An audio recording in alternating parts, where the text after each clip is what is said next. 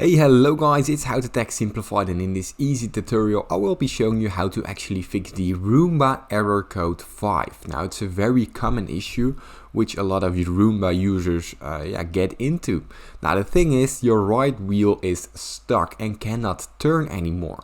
Now I have a fix for this. All you have to do is push the wheels up and down several times and shake out any loose debris that may be trapped in the wheel.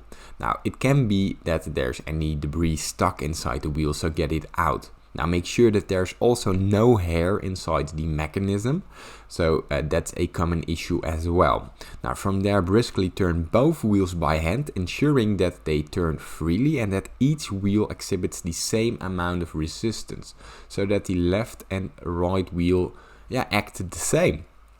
Now, if you still get any questions, leave them in the comments down below and I'll try to do my very best to help you.